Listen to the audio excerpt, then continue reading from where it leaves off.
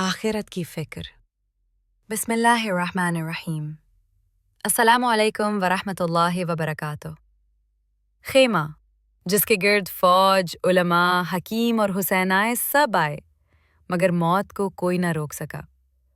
حضرت حسن بصری میں یہ اپنے ابتدائی دور میں جواہرات کی تجارت کرتے تھے، جس کی وجہ سے آپ میں ان کا نام حسن موتی بیچنے والا پڑ گیا۔ ایک مرتبہ آپ بھی یہ تجارت کی غرض سے روم گئے، اور جب وہاں کے وزیر سے ملاقات کے لیے پہنچے تو وہ کہیں جانے کی تیاری میں تھا۔ اس نے آپ پر وسیلے سے بھی چلنے کو کہا، تو آپ میں اس لیے اس کے ساتھ چل پڑے۔ دونوں گھوڑوں پر سوار ہو کر جنگل کی جانب چل دیے۔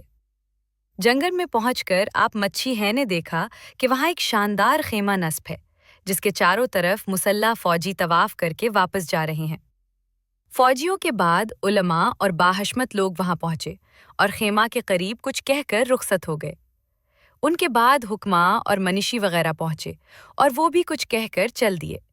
اس کے بعد خوبرو کنیزیں، زرد و جواہر کے تھال سر پر رکھ کر آئیں اور کچھ کہہ کر چلی گئیں۔ اس کے بادشاہ روز مر بھی اسی طرح کچھ کہہ کر چلے گئے۔ آپ پر حیرت زدہ ہو کر اس وزیر سے اس کا سبب دریافت کیا۔ وزیر نے بتایا، بادشاہ کا ایک خوبصورت جوان بیٹا مر گیا تھا اور وہی اس خیمہ میں مدفن ہے۔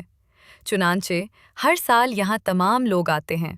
سب سے پہلے فوج آ کر کہتی ہے کہ اگر جنگ کے ذریعہ سے تیری موت مل سکتی تو ہم جنگ کر کے تجھے بچا لیتے، مگر اللہ عز و جل سے جنگ ناممکن ہے۔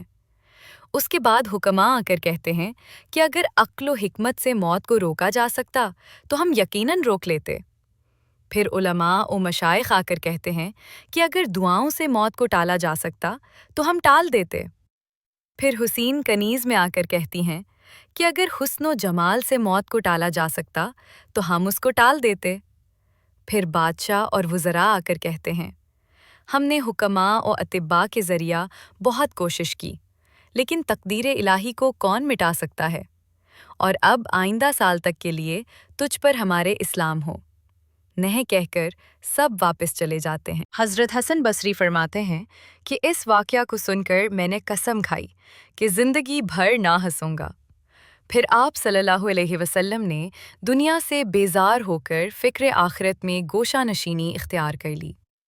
مشہور ہے کہ آپ بھی یہ 70 سال تک ہمہ وقت باوضو رہے اور اسی وجہ سے اپنے ہم عصر بزرگوں میں ممتاز ہوئے۔ دانشمند وہ ہے جو مرنے سے پہلے مرنے کی تیاری کر لے۔